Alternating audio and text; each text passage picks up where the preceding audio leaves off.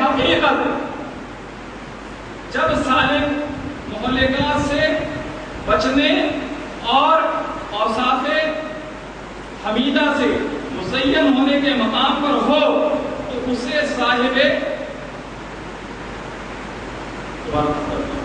جب سالک علم حقائق کے مخلوقات کے مقام پر ہو تو اسے صاحب حقیقت کہتے ہیں.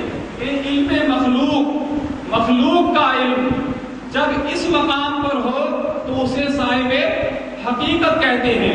آگے اس کی تفصیل آج بیان کریں. صاحب معرفت، جب سالک علم حقائق کے مخلوقات کے مقام پر ہو تو اسے صاحب حقیقت کہتے ہیں.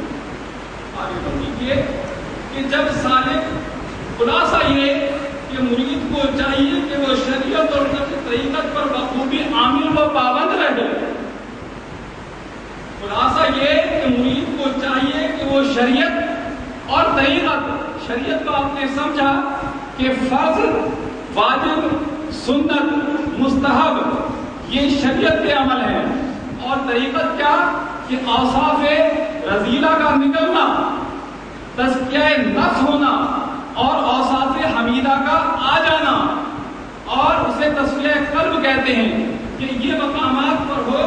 خلاصہ یہ کہ مرید کو چاہیے کہ وہ شریعت و طریقت پر بخوبی پابند و عامل رہے. تو اسے حقیقت و معرفت، یعنی بات کے دو اسٹیپس، بات کے دو مقامات، حقیقت اور معرفت، بفضل تعالیٰ خود بخود حاصل ہو جائیں گے. کیونکہ حقیقت و معرفت شریعت و طریقت کے ثمرات ہیں.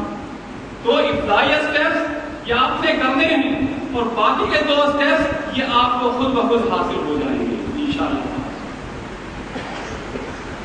سلوک و تصوف، مشائخ کبار علیہم الرحمہ اصطلاح میں مہلکات سے بچنے کی مشق و تزکیہ نفس اور منجیات سے مزین کرنے کی مشق و تزکیہ قلب کہتے ہیں، جیسے کہ آج میں بیان کرتا ہوں. اور ان دونوں کاموں کی تحصیل کو سلوک کہتے ہیں.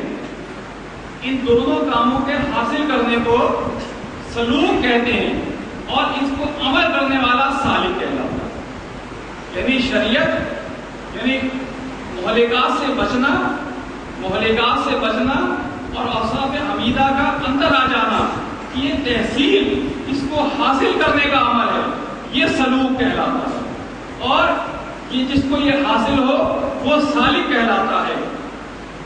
اور ان کے علم کو، ان کا علم، ان دونوں چیزوں کا علم وہ تصوف کہلاتا ہے. دونوں کا علم، دونوں کا حاصل ہو جانا یہ سلوک، اور ان کا علم یہ تصوف ہے. چونکہ حقیقت و معرفت طریقت و شریعت کے ثمرات ہوتے ہیں، جیسے بیان کیا گیا کہ حقیقت و معرفت شریعت و طریقت کے پھل ہیں. یعنی شریعت و طریقت پر عمل کریں گے تو حقیقت اور معرفت آپ کو حاصل ہو جائے گی، جن کا ان پر مرتب ہونا ضروری ہے. تو لہذا اکثر اوقات لفظ سلوک و لفظ تصوف کو ان چاروں چیزوں یعنی شریعت و طریقت، حقیقت اور معرفت کے مجموعے پر بھی اطلاق ہے. یعنی تصوف کو اور سلوک کو ان چاروں چیزوں کو ملا کر بھی بیان کر دیا جاتا ہے.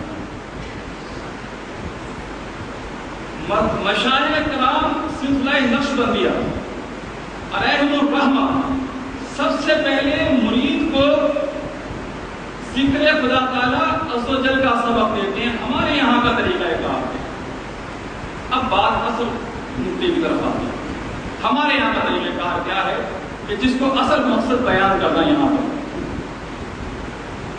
مشائخ کرام سلسلہ نقشبندیہ علیہم الرحمہ سب سے پہلے مرید کو ذکر خدا تعالیٰ عز و جل کا سبق دیتے ہیں. جو سب سے پہلے اجمالی طریقہ بیان کرتے ہیں. اجمالی طریقہ جو ہے وہ یہ ہے، اگر بالفرض مرید اس کے مناسب نہ ہو بلکہ وہ رابطہ شیخ کی مناسبت رکھتا ہو، ذکر کی صلاحیت اس میں نہ ہو، عام شخص ہے ذکر کی صلاحیت نہیں رکھتا، محفل میں آ سکتا ہے، بیٹھنے کی صلاحیت رکھتا ہے، صرف رابطہ رکھ سکتا ہے، وہ اتنی صلاحیت بھی نہیں اس کی ذکر کرنے کی، اس کے اندر کے معاملات اتنے بھی نہیں کہ ذکر کر سکتا ہو، کہ وہ صرف آ کر بیٹھنے کی صلاحیت رکھتا ہو، رابطہ شیخ کی صلاحیت رکھتا ہو، تو اسے تصور شیخ کا سبق دیتے ہیں۔ یہ بزرگان اسے صرف تصور شیخ کا سبق دیتے ہیں، اور مرید صادق ایک قلب کو خوب توجہ دیتے ہیں، باتیں سننے کی ہیں، یہ غور کرنے کی باتیں ہیں کہ آپ کچھ نہیں کرنے کی صلاحیت رکھتے ہیں، آپ تو صرف آنے کی صلاحیت رکھتے ہیں، تو پھر اس کے اوپر یہ خوب توجہ دیتے ہیں، خوب اس کے اوپر توجہ دیتے ہیں۔